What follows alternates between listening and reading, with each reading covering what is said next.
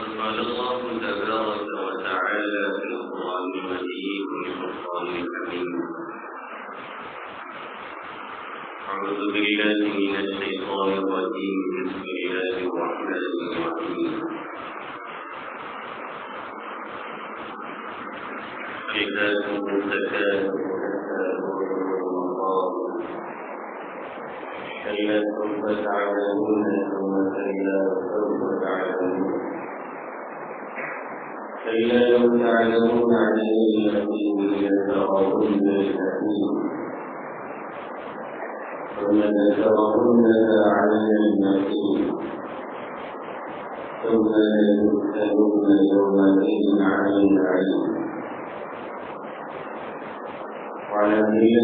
مسعود رضي الله تعالى عنه قال النبي صلى الله تعالى عليه وسلم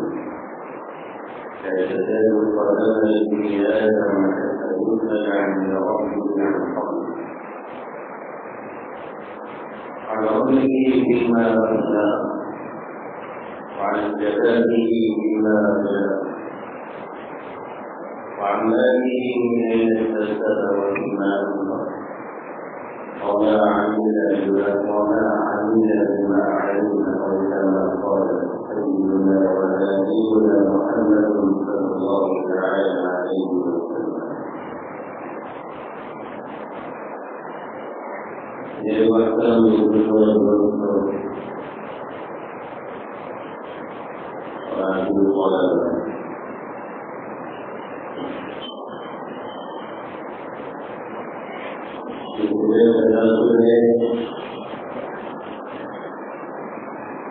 جس کو تعلق سے اس سے پہلے صورت آپ کی تھی ایک گمان کے اندر لفظ والا کا جسے روک کے رکھا جائے گا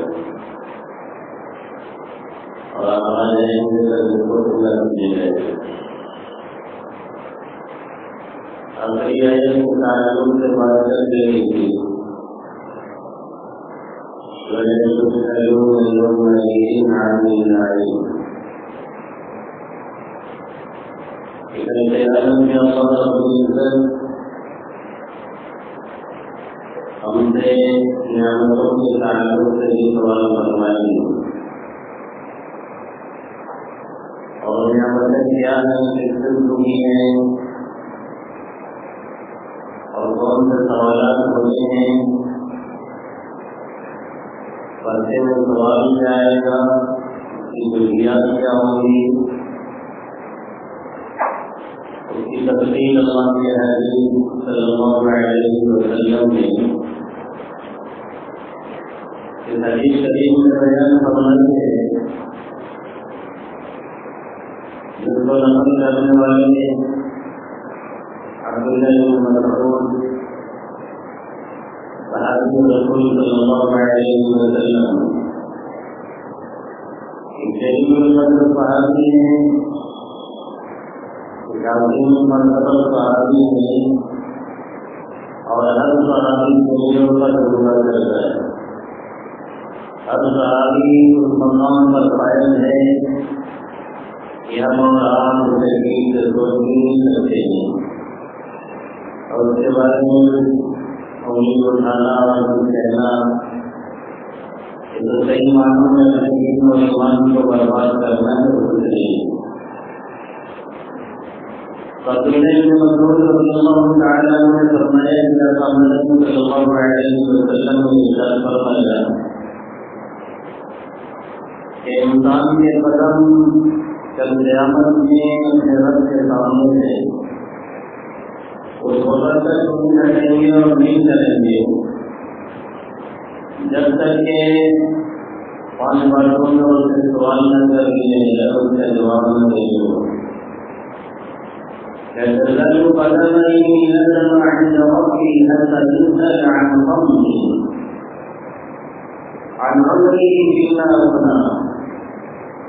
زندگی کہاں ختم کر کے آیا ہے اس کا جواب دینا پڑے گا.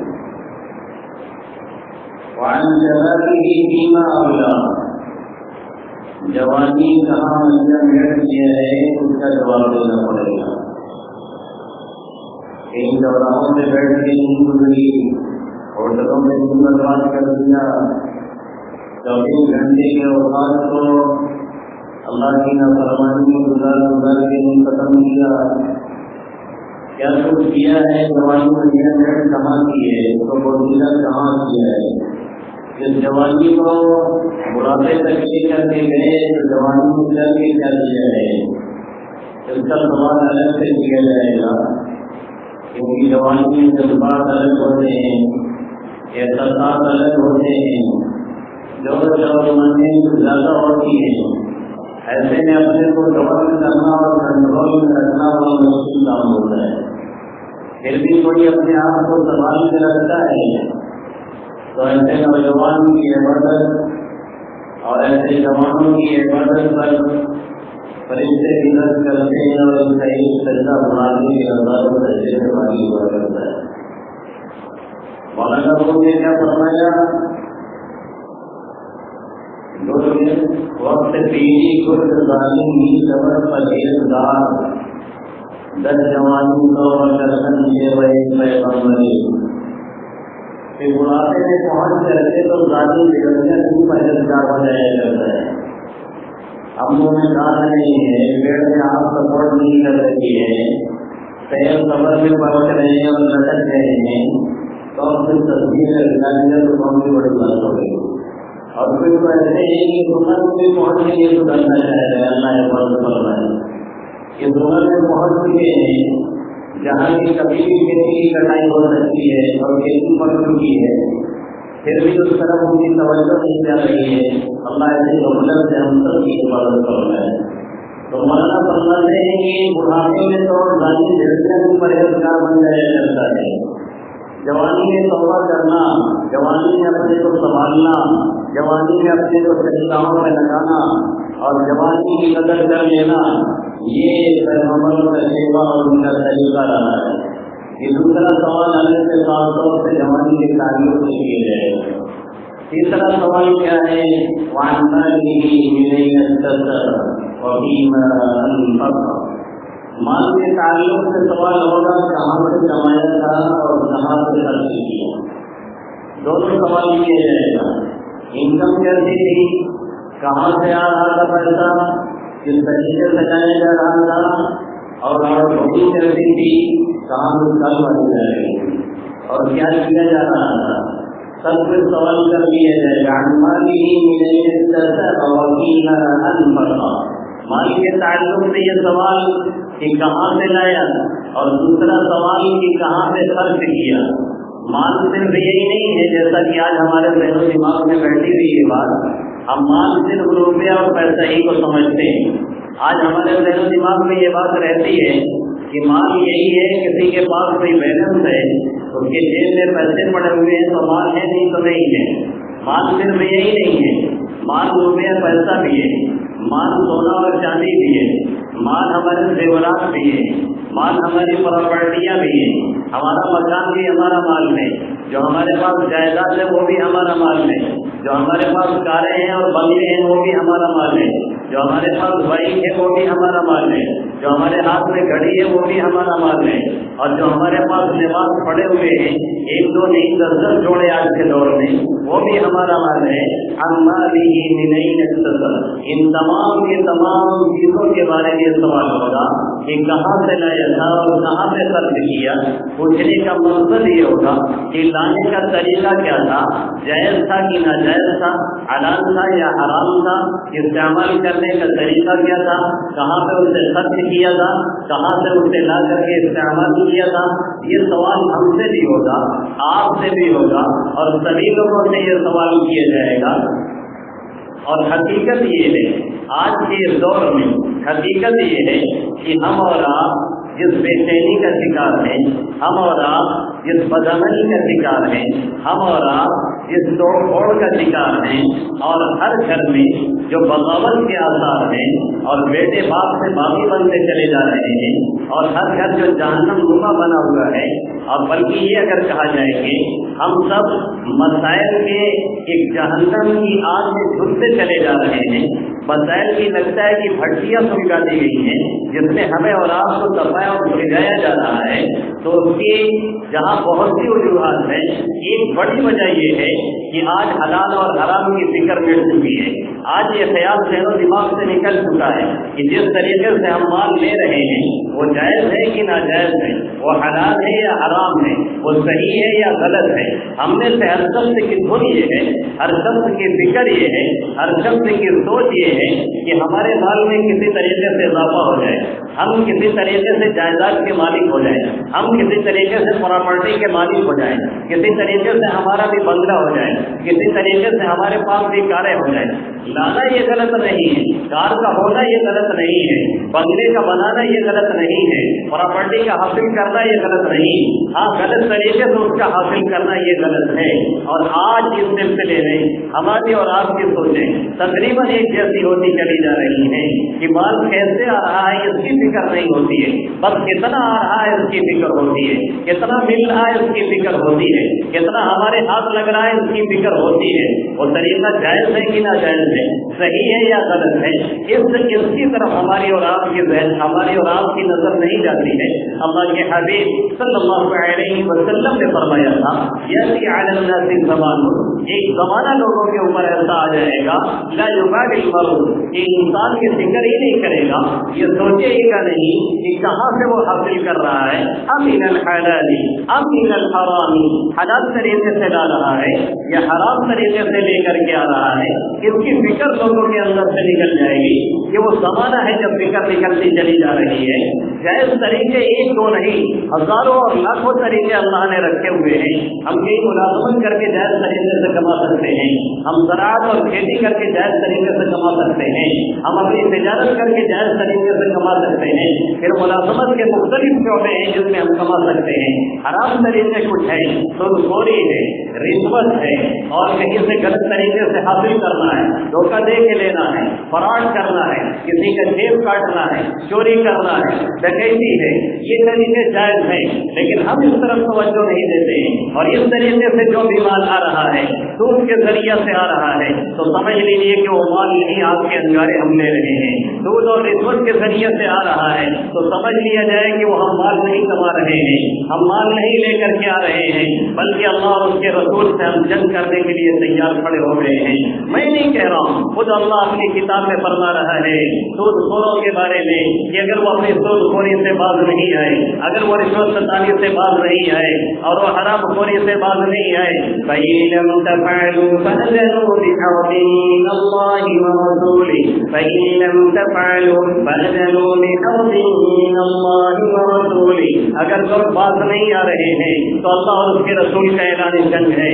اللہ اور رسول سے جنگ کرنے کے لیے تیار رہے۔ جو اللہ سے جنگ لیتا ہو، جو اپنے رسول سے جنگ کر رہا ہو، پھر اس کے لیے جائے پناہ کون سی ہو سکتی ہے؟ اس میں کچھ کہنے کی ضرورت نہیں ہے۔ کسی طریقے سے یتیموں کا مال ہے، کسی طریقے سے مسکینوں کا مال ہے، کسی طریقے سے غریبوں کا مال ہے، جنہیں ٹارچر کر کے، جنہیں دبا کر کے، جن پہ دباؤ ڈال کر کے یا غلط طریقے سے ہم اور آپ کھا جا رہے ہیں، وہ بھی ایک حرام مال ہے جو ہمارے پیٹ میں داخل ہو جا رہا ہے۔ اللہ رب العزت فرما رہا ہے ان الذين يأكلون أموال اليتامى ظلما إنما يأكلون في بطونهم نارا وسيصلون سعيرا، جو لوگ یتیموں کا مال، جو لوگ یتیموں کا مال غلط طریقے سے کھا جایا کرتے ہیں، وہ اپنے پیٹ میں آگ کے انگارے ڈھکیل رہے ہیں، وہ اپنے پیٹ میں جہنم کی آگ نہیں، اس دنیا ہی میں آگ ڈال رہے ہیں۔ سمجھ کا پھیر ہے وہ کھل کر کے سامنے آنے والا ہے۔ ان الذين يأكلون أموال اليتامى ظلما إنما يأكلون في بطونهم نارا وسيصلون سعيرا۔ ہم میں سے بہت سے ایسے بیٹھے ہوں گے جو یہ سوچ رہے ہوں گے ہم نے تو کسی یتیم کا جیب तो नहीं काटा है, जो ये सोच रहे होंगे हमने तो किसी यतीम के माल पे हाथ नहीं डाला हुआ है, जो ये सोच रहे होंगे कि हमने तो किसी के यतीम के माल पे खुर्द बुर्द नहीं की है, लेकिन हकीकत ये है कितने बाप इस दुनिया से चले जाते हैं और उनके औलाद में नाबालिग बच्चे भी होते हैं जो यतीम होते हैं। बड़ा भाई दौलत पे कब्जा कर लेता है, गंजा साफ बंद करके बैठ जाता है, एक जिलफ और जादू बंद करके बैठ जाता है और वो उसे अदल्ले दलल्ले खर्च करता है, उसी में से सदका भी करता है, उसी में से खैरात भी देता है, उसी में से मदरसे को चंदा भी देता है, उसी में से मसाजिद को चंदा भी देता है। और उसमें होता किसका माल है? यतीम का भी होता है, जिसे उसका अलग नहीं किया, उसका हिस्सा अलग नहीं किया, उसे अलग करना पहले जरूरी है, फिर जरूरत पड़े तो उस यतीम पे इस्तेमाल किया जा सकता है,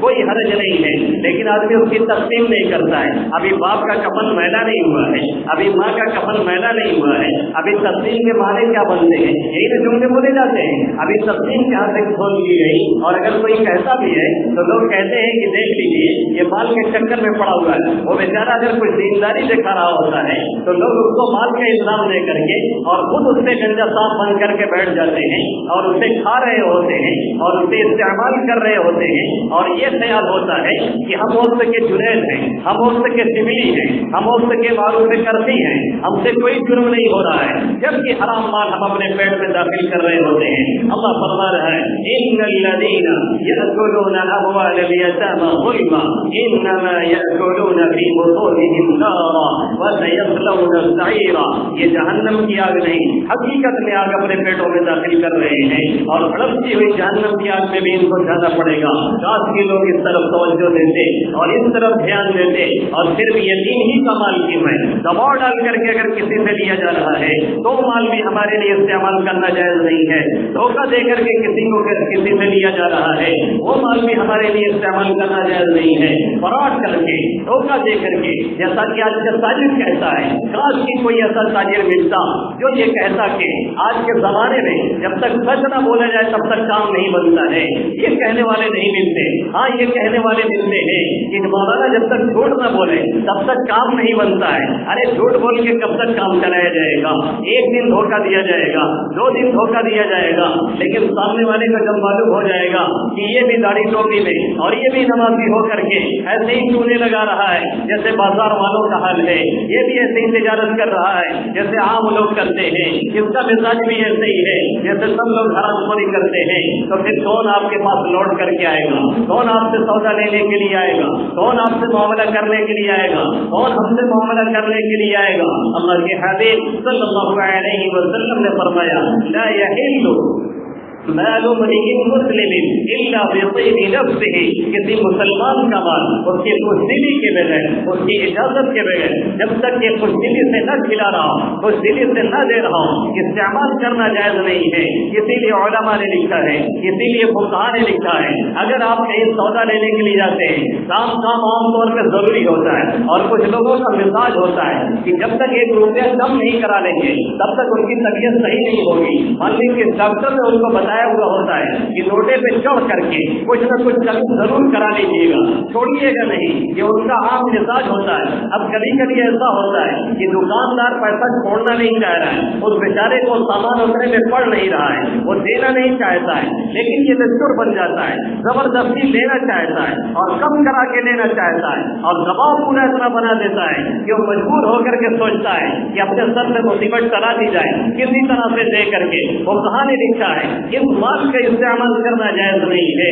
क्योंकि ये दबाव बना करके लिया गया है, ये खुशदिली से नहीं लिया गया है। थोड़ी बहुत बात करने में कोई हर्ज नहीं है, 2-4 मरतबा रिक्वेस्ट करने में कोई हर्ज नहीं है, 2-4 मरतबा दरखास्त करने में कोई हर्ज नहीं है, लेकिन इतना चढ़ जाए कि वो मजबूर होकर के दे डाले, किसी तरह से उसका इस्तेमाल जायज नहीं। किसी तरीके से बेचारा कोई गरीब है, किसी तरीके से बेचारा कोई कमजोर है, किसी तरीके से बेचारा कोई लाचार है, वो अपना सामान बेचना चाहता है, वो अपनी जमीन बेचना चाहता है। अब दलाल लोग आगे کی کھیتنے لگ جاتے ہیں، اس پہ اتنا دباؤ بنا دیا جاتا ہے کہ اگر 10 لاکھ کی اس کی چیز نکل رہی ہے تو دباؤ بنا کر کے 8 لاکھ میں اس سے لینے کی کوشش کی جاتی ہے، 5 لاکھ میں اس سے لینے کی کوشش کی جاتی ہے، اس کو مجبور کیا جاتا ہے، اس کو ہراساں کیا جاتا ہے، اس پہ دباؤ بنایا جاتا ہے، بار بار اسے دھمکی دی جاتی ہے اور اسے فون کروایا جاتا ہے، ڈونڈوں کے ذریعے سے، اچکوں کے ذریعے سے، لٹیروں کے ذریعے سے دباؤ بنا کر کے لینے کی کوشش کی جاتی ہے، اور یہ سمجھا جاتا ہے کہ ہم نے تو پیسہ دے کر کے لیا ہے،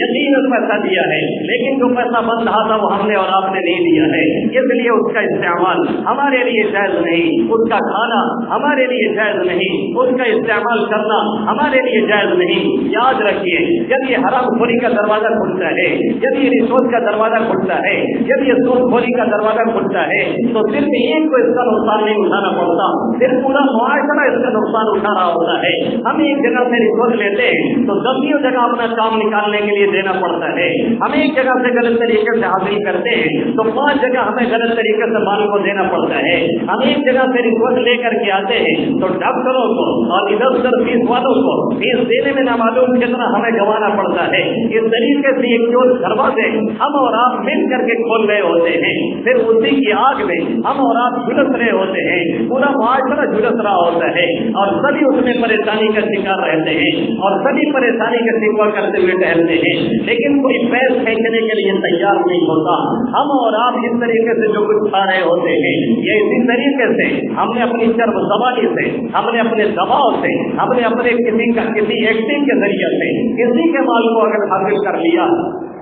اور ہمارا دل نہیں مطمئن ہے تو اس کا استعمال کرنا ہمارے لیے جائز نہیں ہے۔ میں نہیں کہہ رہا ہوں، اللہ کے حبیب صلی اللہ علیہ وسلم فرما رہے ہیں، آپ فرماتے ہیں صحابہ کرام رضوان اللہ تعالی علیہم اجمعین سے، دیکھو کبھی کبھی ایسا ہوتا ہے کہ تم لوگوں کے یہاں نزاع ہو جاتا ہے، کسی معاملے میں جھگڑا کھڑا ہو جاتا ہے اور تم لوگ اپنا مقدمہ میری عدالت میں لے کر کے آتے ہو، میرے کورٹ میں لے کر کے آتے ہو۔ اللہ مدنی صلی اللہ علیہ وسلم جہاں ایک طرف نبی بھی تھے، وہاں ایک طرف حاکم بھی تھے، وہاں ایک طرف جج بھی تھے، تو آپ کی عدالت میں مقدمہ پہنچا کرتا تھا۔ آقا نے فرمایا کہ میری عدالت میں جو مقدمہ تم لوگ لے کر کے آتے ہو، کبھی کبھی ایسا ہوتا ہے مقدمہ لے کر کے آنے والا ایک صحیح ہوتا ہے اور دوسرا غلط ہوتا ہے، لیکن جو غلط ہوتا ہے وہ چرب زبان ہوتا ہے، وہ زبان کا تیز ہوتا ہے، بات کرنے میں ماہر ہوتا ہے، وہ اپنے بات کے ذریعے سے، وہ اپنی سراست لسانی کی وجہ سے، وہ اپنی زبان کی روانی کی وجہ سے اور جب زبانی کی وجہ سے وہ اس انداز سے بات کرتا ہے کہ میں سمجھتا ہوں حق اسی کا ہے، میں سمجھتا ہوں حق پر یہی ہے، میں سمجھتا ہوں مال اسی کا ہے، میں سمجھتا ہوں جائیداد اسی کی ہے، میں سمجھتا ہوں پراپرٹی اسی کی ہے، وہ اس انداز سے گفتگو کر رہا ہوتا ہے کہ میں اس کی گفتگو کے آڑ میں آ کر کے اب جایا کرتا ہوں اور سمجھتا ہوں کہ یہ صحیح بول رہا ہے اور اسی کی بات صحیح ہے، کیونکہ عدالت میں ظاہری دلیل دیکھی جاتی ہے، وہاں دلائل کی بنیاد پہ فیصلے ہوتے ہیں، میرے سامنے اس کی دلیل مضبوط معلوم ہوتی ہے، میرے سامنے اس کی باتیں مضبوط معلوم ہوتی ہیں، تو میں اس بنیاد پہ اس کے حق میں فیصلہ کر دیتا ہوں، جبکہ مال اس کا نہیں ہوتا ہے، جبکہ جائیداد اس کی نہیں ہوتی ہے، جبکہ پراپرٹی اس کی نہیں ہوتی ہے۔ آقا فرماتے ہیں اس کی زبان کی تیزی سے وہ اپنا کام نکال لیتا ہے اور مجھے دھوکہ دے دیتا ہے اور میں اس کے حق میں فیصلہ کر دیتا ہوں۔ اگر میں نے فیصلہ کر دیا لیکن وہ چیز اس کی نہیں تھی تو اس کے لیے اس کا استعمال جائز نہیں، کیونکہ وہ ایک آگ کا انگارہ ہے جو اپنے پیٹ میں وہ داخل کرنے جا رہا ہے، برائے کرم اسے ہاتھ نہ لگائے، اسے ہاتھ لگانا آگ کے انگارے کو ٹچ کرنا اور چھونا ہے، جس سے ہاتھ بھی کھلے گا اور اندر جائے گا تو سبھی چیزوں کو تہز نہز کر دے گا۔ اس لیے میں کہہ رہا ہوں کہ آگ کا ایک انگارہ ہے، ذرا تصور تو کیجیے، ذرا سوچیے تو فیصلہ کرنے والا کون ہے؟ محمد عربی صلی اللہ علیہ وسلم ہے۔ کورٹ اور عدلیہ کس کی ہے؟ آقا مدنی صلی اللہ علیہ وسلم کی ہے۔ عدالت کس کی ہے؟ آقا مدنی صلی اللہ علیہ وسلم کی ہے۔ فیصلہ کروانے والے کون آ رہے ہیں؟ صحابہ کرام ہیں، جس سے اس طرح کی کوئی بات نہیں ہو سکتی ہے، لیکن اس میں منافقین کا گروہ ہے، یہودی بھی کبھی کبھی مقدمہ لے کے آ رہے ہیں، منافقین سے اس کا ٹکراؤ ہو رہا ہے۔ آقا فرما رہے ہیں اگرچہ میرا فیصلہ ہو چکا ہے، میں نے بہت ثبت کر دی ہے کہ یہ چیز تمہاری ہے، لیکن حقیقت میں اگر تمہاری نہیں تھی تو اس کا استعمال جائز نہیں تھا، اس لیے کہ تم نے غلط طریقے سے اس کو حاصل کیا ہے اور ناجائز طریقے سے اس کو حاصل کیا ہے وہ ایک آگ کا انگار ہے، وہ تمہارا مال نہیں ہے، اس کا استعمال جائز نہیں۔ اور آج عدالتوں میں چاہیے، آج کورٹ میں چاہیے، آج کچہریوں میں چاہیے، عدالتوں میں چاہیے، ایک سے ایک سوداگر ملتے ہیں، اور یہی نہیں بلکہ ایسے ایسے گواہ بھی ملتے ہیں جن کو 20-20 روپے دے کر کے گواہی کے لیے تیار کر لیا جاتا ہے، ان کو مقدمے کی نوعیت سمجھا دی جاتی ہے، وہ وہاں پہ حاضر نہیں رہے ہوتے ہیں، پھر بھی پیسے کی لالچ میں وہ گواہی دے دیا کرتے ہیں اور کسی کا مال کسی کے حوالے کر دیا کرتے ہیں۔ ایسا مال آ بھی جائے گا تو بھی کسی کام کا نہیں ہوگا، ایسا مال مل بھی جائے گا تو بھی کوئی خیر و برکت لے کر کے نہیں آئے گا۔ اس طرح کے مال سے ہمیں بھی پرہیز کی ضرورت ہے، آپ سبھی حضرات کو ضرورت ہے۔ آج پورا معاشرہ اس جہنم میں اور اس آگ میں سلگتا چلا جا رہا ہے، اور جب اس طرح کی بات ہوتی ہے تو ہم میں اگر کوئی خوف بھی پیدا ہوتا ہے تو ہم یہ سوچنے لگتے ہیں کہ اگر ہم صرف عمل کریں گے، ہم صرف حرام خوری نہیں کریں گے، ہم صرف رشوت نہیں لیں گے، ہم صرف سود نہیں کھائیں گے تو ہمارے بچنے سے کیا ہوتا ہے؟ پورا معاشرہ بھی یہی کر رہا ہے۔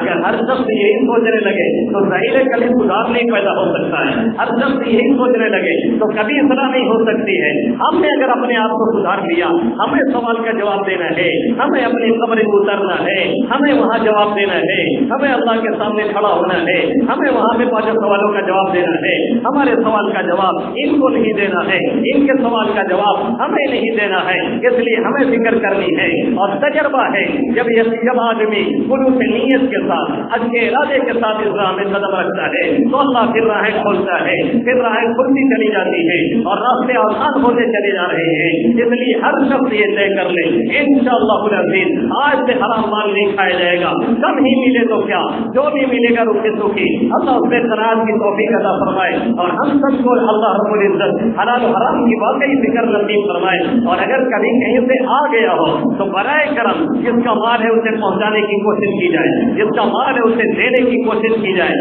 اگر وہ دنیا میں نہیں موجود ہے تو مسئلہ یہ ہے کہ اس کے ورثہ کو دے دیا جائے تو بھی حق ادا ہو جائے گا، اگر اس کے ورثہ بھی نہیں ہے تو بیت المال میں دے دیا جائے۔ اب ہندوستان میں تو بیت المال نہیں ہے، آخر میں اگر کوئی چارہ نہیں ہے تو اس کے نام پر جس کا مال تھا اس کے نام پہ صدقہ دے دیا جائے تو انشاءاللہ العزیز ہم اور آپ بری ذمہ ہو جائیں گے۔ اگر کسی نے کھایا تھا برائے کرم اللہ واسطے ہم اور آپ ہر شخص گردن جھکا کے اپنا جائزہ لے اور آج سے ٹٹولنے کی فکر کرے کہیں اس طریقے سے غلط طریقے سے ہم نے کوئی مال کسی کا لیا تو نہیں ہے، اگر لیا ہے تو اللہ واسطے اسے حوالے کرنے کی کوشش کریں، ورنہ دنیا بھی برباد اور آخرت بھی برباد۔ اللہ رب العزت ان چند باتوں میں مجھے بھی عمل کرنے کی توفیق نصیب فرمائے اور آپ سبھی حضرات کو آمین یا رب العالمین۔ وما علینا الا البلاغ۔